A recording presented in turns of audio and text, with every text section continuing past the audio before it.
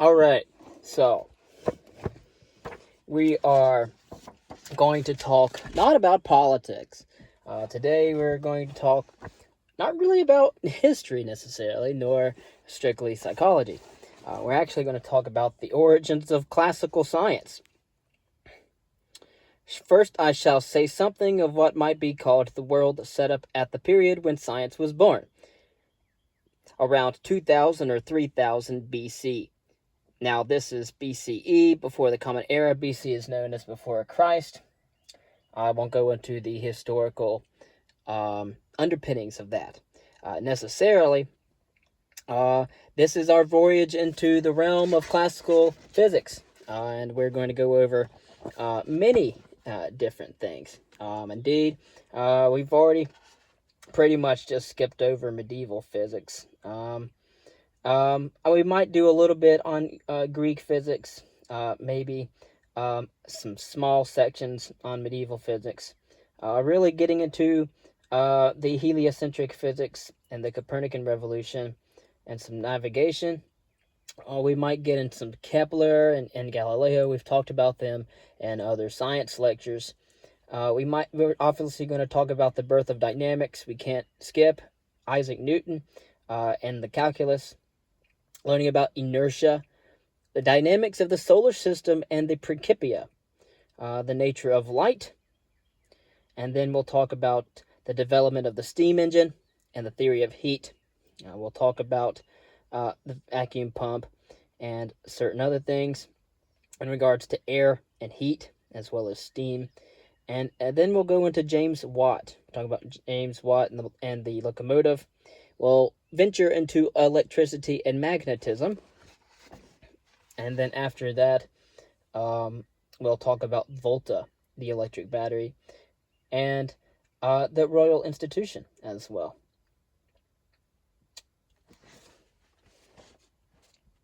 So, three more or less mutually isolated centers of civilization. We have the Mediterranean area, and further east, the Near East, going to the Persian Gulf and including Egypt, Syria, and Mesopotamia, with outlying territories such as India, particularly the Indus Valley Civilization, now largely Pakistan and China. Of course, the Near East, from Egypt to the Persian Gulf, and as well as India. The second stage of agriculture, such as irrigation, supplied by rivers in the mountains and going through desert lowlands.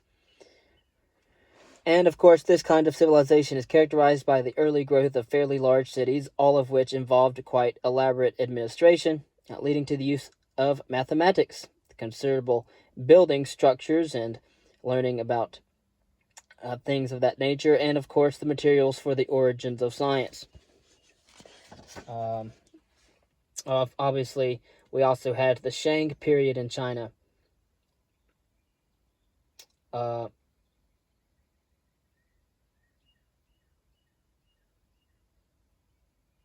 And they were typical city civilizations. In fact, civilization is city. Of course, civis in Latin means city. And so we also needed to develop a calendar for carrying out the necessary routine functions of city existence, the most scientific parts of which are ceremonies concerned with production, which involves the calendar as well. And so, in fact, the early days, the history of the calendar is very much the history of science. The calendar involved knowledge and understanding of the bodily spheres in the sky, and of course this was considered extremely pertinent. Of course, the sea has now receded some 150 miles from the city of Ur, which was then a seaside town, one of the oldest cities that have ever existed. In Egypt, of course, there was a regular flow from the equatorial rainforest and a periodic flood which came as a result of the monsoon in Abyssinia. And of course, people believed that by saying the proper prayers at the proper time, they would get rain and would avoid or anticipate floods, and that it was all tied up with what was originally a combined arrangement of priesthoods and kings, the divine right of kings that we spoke about in our religious section. Of course, the life of the whole community and the proper ceremonial action of the king settled the fate of the kingdom. In China, for example, the poor emperor of China had to get up at 4 o'clock every morning because if he did not, it was not at all certain that the sun would rise. And of course, another aspect of physics was the study of what might be called the history of the universe. Of course, curiously enough, the title for the universe in Greek is physis, coming of things into existence. Physis. And of course, we get the word physics. But in the same way it could be translated into Latin, the Greek word physis could be translated to Latin, and it becomes nature, or the birth of things. And as all early thought in empires of Egypt and Babylon, and of course, that's where mathematics really got its root. In Greece, it was also concerned with that nature interpreted in various ways. Of course, nature had to be interpreted in the first place in terms of gods, usually in terms of the local gods, and of course the various legends that were built around the origin of the world. And so we have the origin stories and origin myths. Of course, the physicist Anaxagoras was expelled from the city of Athens and very nearly executed for suggesting that the sun might be as big as the Peloponnese in southern Greece. And of course, this was in the year 430, so the early, the early 5th century BCE. And then, of course, the fall of an empire was an unprecedented thing. Dynasties changed, even foreign conquerors arrived. But the idea of the empire and the idea of the proper way of behaving was permanent. Of course, around 1600 BCE, for reasons which we not go into here, many disturbances occurred. We had new strange people with horses and chariots. Of course, they did not destroy them all at once. In fact, the Babylonian civilization was only fully destroyed at the time of the Tartars in the 13th century. And of course, Egypt was never completely destroyed because the Tartars overreached themselves, but they were actually beaten off and never arrived into Egypt. But the effect was to bring these tribes down to the coast where they met the people who were there already, a variety of people who were only very partially civilized. And as you can see from the position of the Iron Age settlements, they obviously had a different way of living because instead of concentrating on river valleys, they spread over coasts and islands. Of course, talking briefly about the Greeks, we had the Iron Age, which is the period when the first poems and histories were actually written down. In the Iron Age, the chief products were iron weapons and iron agricultural implements. How did science grow in these circumstances? It grew from a set of people who traveled around. They had no particular knowledge to start with. They had to pick up knowledge as they would wood, here, there, and everywhere. Egyptian knowledge, some Babylonian knowledge, and a very small amount of Indian knowledge, of course. But I do not think that they got as far as China. Of course, their true knowledge was much less perfect, much less established than that of the Egyptians and Babylonians, in fact, which was rather important in the field in which they were most interested, of course, namely astronomy. But this was because the essence of astronomy is being able to take observations over a long period of time. We have Thales of Miletus, one of the first so-called philosophers in 560 BCE, who predicted an eclipse. And he lived near Lydia. But Thales could have only made that prediction on the basis of very long tables of eclipses going back for at least 200 years, tables which he could never have possessed himself. And he must have found them from Babylonia, or gotten them from there. In fact, the observations of Babylonian astronomy continued up until the time of Muhammad and later.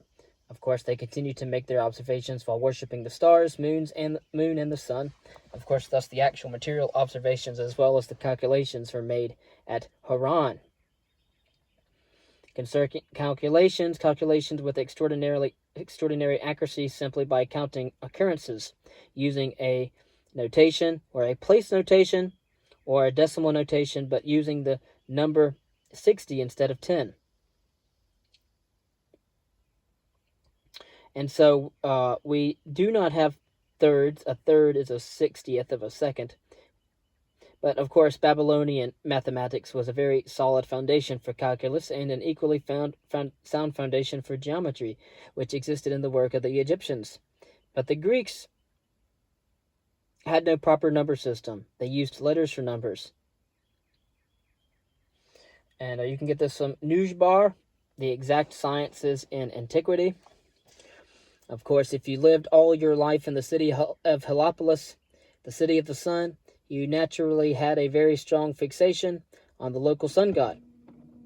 As we know, Helio means sun and Polis means city. Of course, Ra, but if you did only visited the city occasionally, went on to other places, you built up a picture of the universe in which the gods were left out. If you had no gods and no proper tradition, you had to do some thinking for yourself. And so, after that, of course, we're thinking about the word universe in this time. We'll explain that in a little bit. But what the Greeks called physics, we see as a gradual breaking away from old traditions and the building of other traditions out of them. The chief places where this happened were along the west coast of Asia Minor, around Ephesus and Miletus, in the region called Ionia. And from the city of Miletus came the first man of science, that of Thales, the first philosopher in Greek culture. The culture was obviously mixed, including Greek and Babylonian and Hittite culture that came from the east, the cradle of Greek science.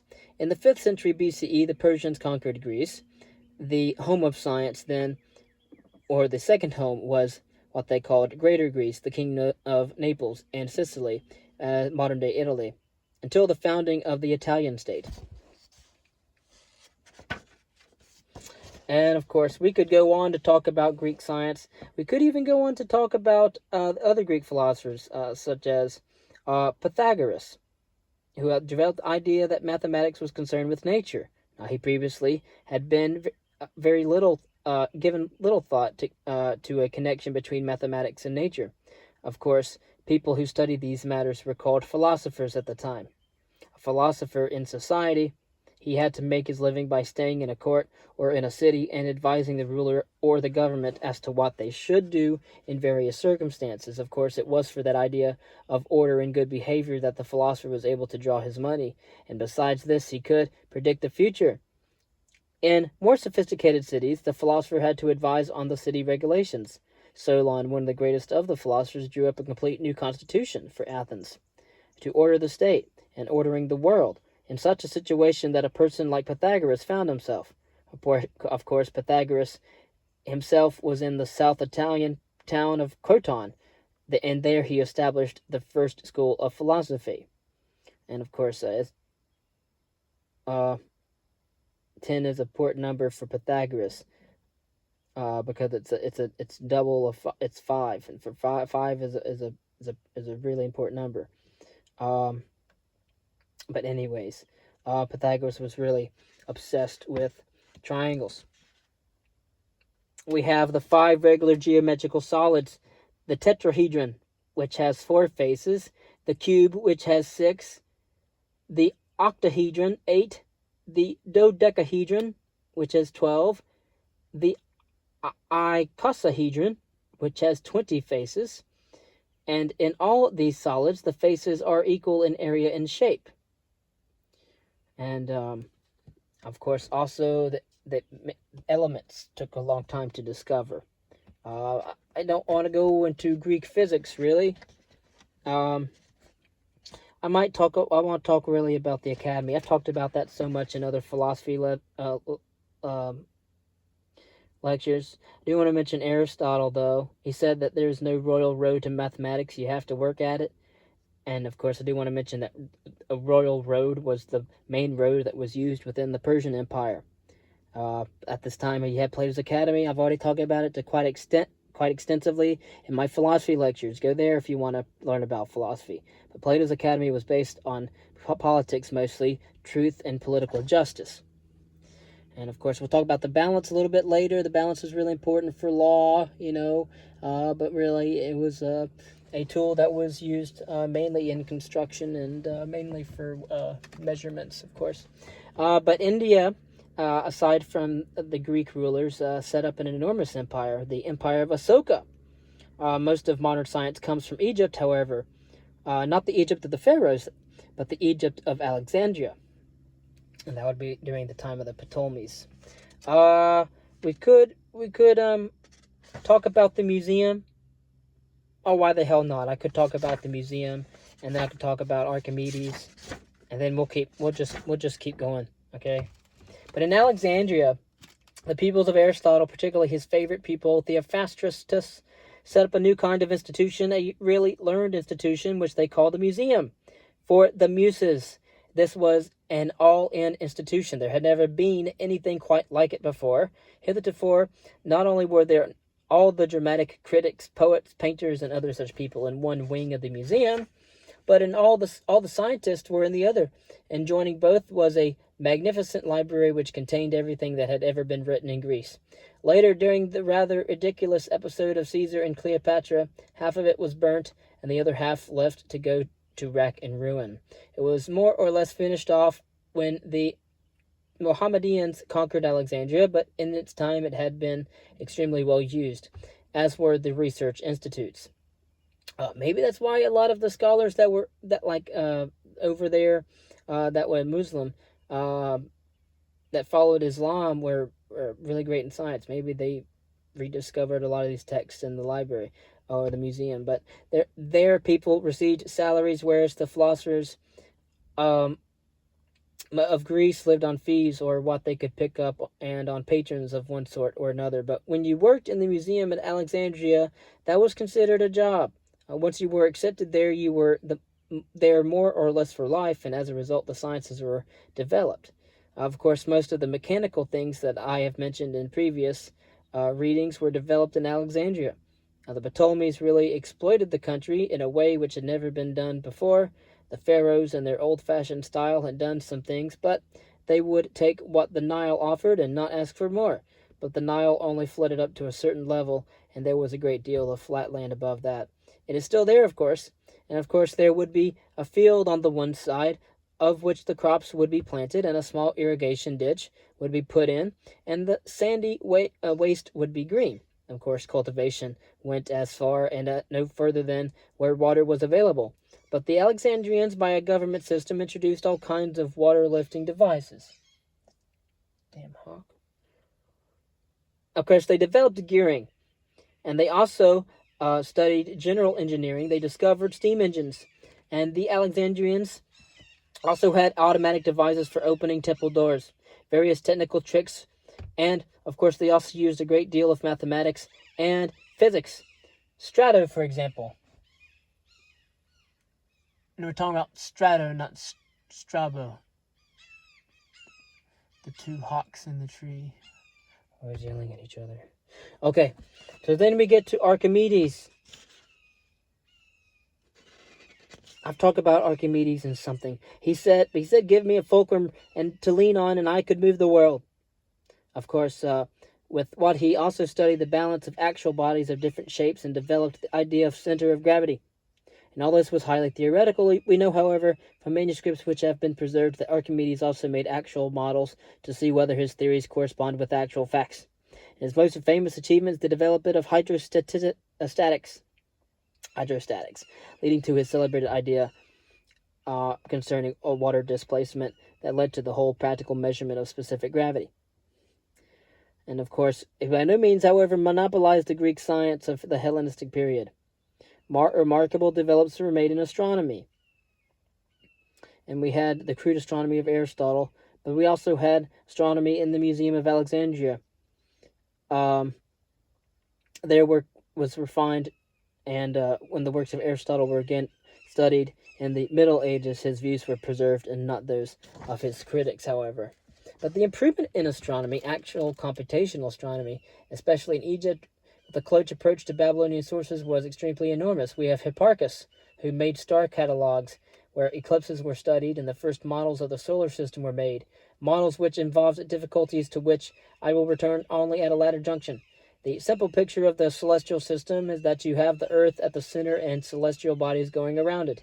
First the moon, which goes around it once a month, next the sun, which goes around it once a year, and then there are other wandering stars, such as the planets, which behave in a rather strange way. They go around almost every year, sometimes in little less, and appear to move in a rather peculiar way, never moving far from the sun.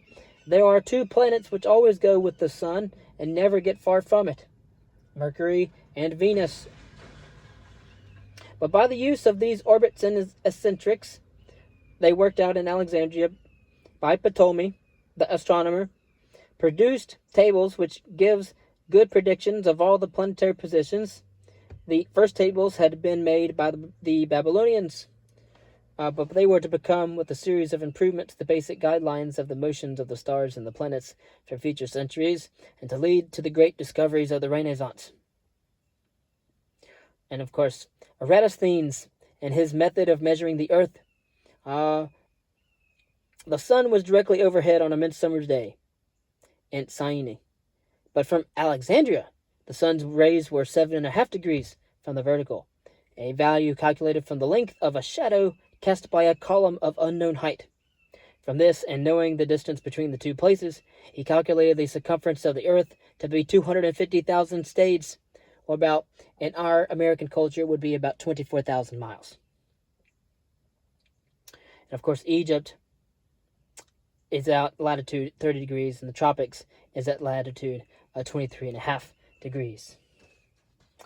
That's a correspondence, was a confirmation of an earlier Pythagorean theory that the earth was round. And again, it was particularly easy in Egypt because the peculiar thing about Egypt is that it's about 30 degrees latitude in the tropics is at 23.5 degrees latitude. But they needed to find longitude. However, they did not know longitude for quite some time. But we do know that some of the Carthaginians had sailed around Africa.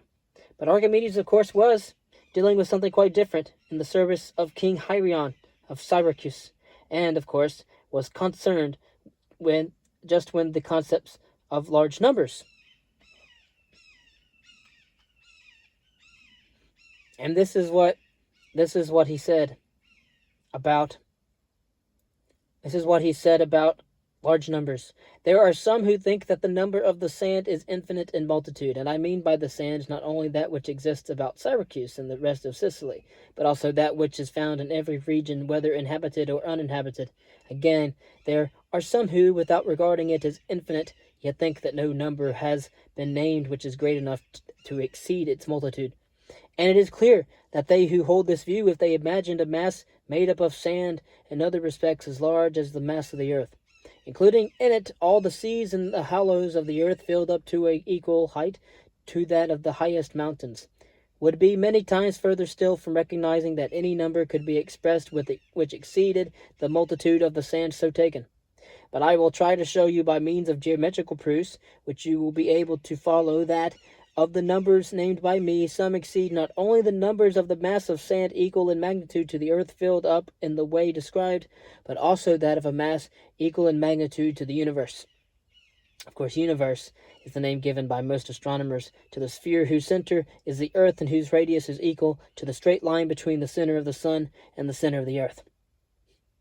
This is the common account, and as you have heard from astronomers, Aristarchus of Samos brought out a book consisting of some hypotheses in which the premises lead to the result that the universe is many times greater than that now so called. His hypotheses are that the fixed stars and the sun remain unmoved, that the earth revolves around the sun in the circumference of a circle, the sun lying in the middle of the orbit, and that the sphere of the fixed stars, situated above the same center of the sun, is so great that the circle in which he supposes the earth to revolve bears such a proportion from the distance of the fixed stars as the center of the sphere bears to its surface. Now that is a difficult one for any mathematician to understand. But we conceive the earth to be, as it were, the center of the universe, and that's a direct quote from Archimedes himself, as brilliant as he was, as brilliant as Aristarchus Archimedes. And of course, the perimeter of the earth is about 3 million stadia, or 500 feet, not greater. The diameter of earth is greater than the diameter of the moon, and the diameter of the sun is greater than the diameter of the earth.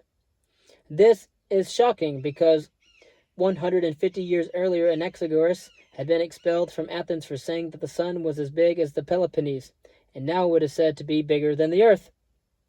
But of course, these celestial distances are very difficult to measure. Alexandrians had a sophisticated understanding of the essence of the physical world. Theories, such as the earth goes around the sun, and others that everything is made out of atoms. For example, the Alexandrians had methods of calculation, weak on the numerical side, but strong on the geometrical side. Apollonius made a complete study of this, and he had the basis for geometrical understanding of the universe. Around 212 BCE, we're talking about when the Romans were at war with the Carthaginians, and the Romans were a tough people and uneducated, however. They borrowed some of the ideas from the Greeks and used them practically whenever they appreciated them. Plutarch, we talked about Plutarch, nevertheless produced some good works. And in medicine, of course, during Roman times as well.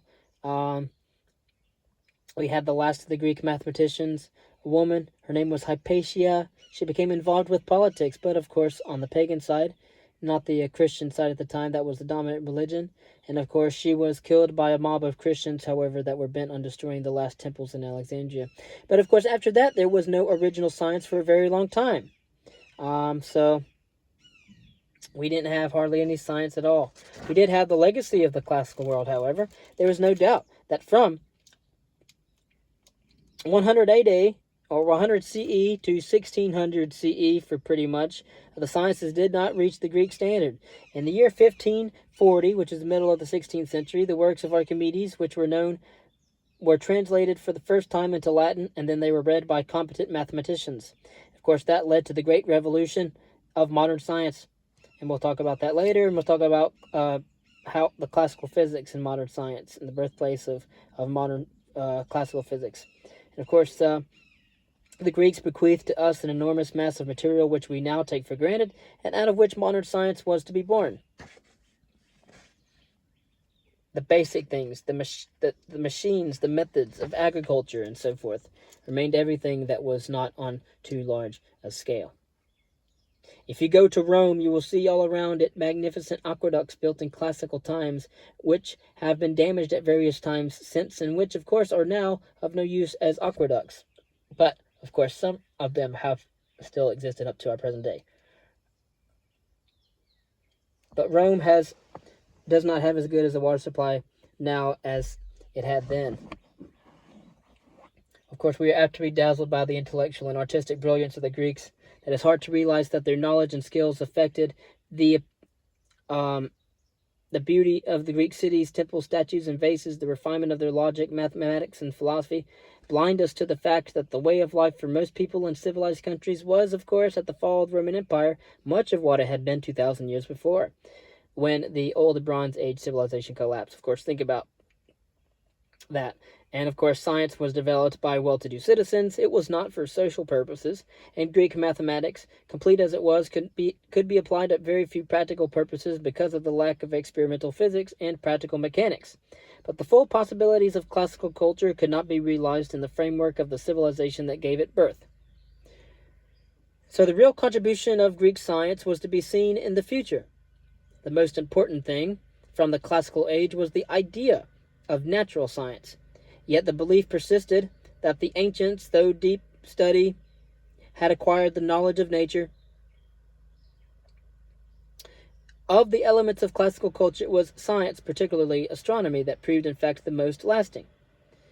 Within 50 years of the Tartar regime in Central Asia, the second Khan of Tartary set up not only the finest observatory that had ever been there, but made the best astronomical tables of all time.